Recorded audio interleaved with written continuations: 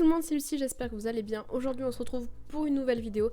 Et quoi de mieux pour commencer cet hiver 2021 que de vous présenter les différents animés qui vont sortir pendant cet hiver 2021. J'ai sélectionné 12 animés qui m'intéressent tout particulièrement et qui pourraient vous intéresser. J'ai récupéré ces informations sur le site de Nojion. Je vous mettrai le site en barre d'infos car il répertorie beaucoup d'animés, toutes les sorties. Donc c'est parti.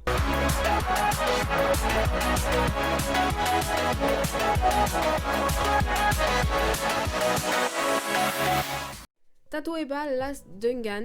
Le titre est beaucoup plus long, je vous le mets à l'écran, juste là. Ou en français, imagine un Kambroussa du dernier donjon dans la ville de départ. On suit Loïd, une jeune campagnarde qui n'a qu'un rêve dans la vie. Intégrer la prestigieuse académie militaire du royaume d'Azami pour y devenir un soldat. Parvenant quand même à convaincre le chef de son village de la laisser partir tenter sa chance à l'examen d'entrée, il découvre vite, arrivé sur place, que la vie citadine est bien plus complexe que son quotidien rural et qu'il va devoir mettre les bouchées doubles pour s'intégrer. Cependant, derrière son innocence et sa gentillesse se cachent l'âme et les talents d'un véritable héros qui ne seront pas de trop pour faire face aux intrigues et aux complots qui gangrènent et mettent en danger le royaume.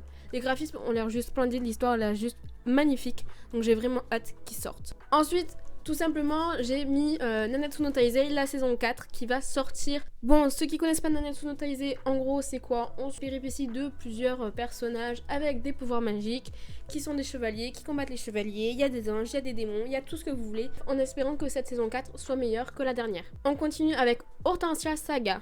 L'histoire commence il y a environ 3 ans, le roi a été trahi et assassiné par l'un de ses ducs, qui a ensuite construit son propre royaume à partir des cendres de l'ancien. Mais maintenant, l'héritière au trône est enfin devenue majeure.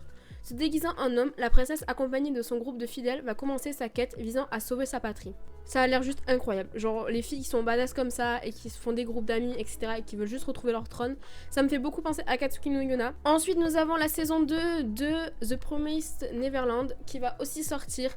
Juste hâte, je n'ai pas encore vu la saison 1 mais c'est justement pour me motiver à regarder. Ceux qui le connaissent, j'en ai entendu que des louanges, donc vraiment foncez si vous voulez regarder. Cette fois-ci je vais vous présenter un film qui va sortir, c'est Rintama The Final. Rintama c'est quoi? Ou Gintama, je sais pas, comme vous voulez. C'est un samouraï qui est juste basé sur l'humour. C'est un anime qui est beaucoup basé sur l'humour, voir ce qui va se passer et voir les nouvelles intrigues de ce manga. Jakushara Tomozaki-kun. Pour Tomozaki Fumaya, qui se considère comme étant au plus bas de la société, on ne peut rivaliser avec les personnes tout en haut, celles qui réussissent tout ce qu'elles entreprennent. Sa seule fierté réside dans le nom Nanashi, celui qu'il utilise pour le jeu vidéo nommé Atafami, où il détient le titre du numéro 1 japonais. Cependant, lorsqu'il rencontre la deuxième meilleure joueuse japonaise, sa position est contestée. La vie est-elle réellement le meilleur des jeux? Hâte de découvrir ce personnage, surtout ce protagoniste qui a l'air assez blasé de la vie. Kumo Desuga Nanika, désolé pour mes magnifiques accents, ou I'm a Spider, so what? Ça me fait beaucoup penser à Ma vie de slime, car dans un monde parallèle, le héros et le roi de démons se délivrent un combat d'une telle violence que leur magie s'est ressentie sur la Terre, allant même jusqu'à détruire une classe remplie d'élèves.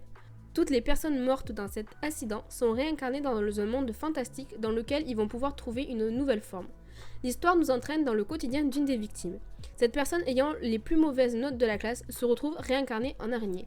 Malgré sa position peu avantageuse, elle accepte sa nouvelle vie et va tout faire pour pouvoir survivre. Ensuite, Project Squad. Akatsuki était autrefois un quartier rattaché à la ville de Tokyo, mais suite à une insurrection, il est devenu indépendant.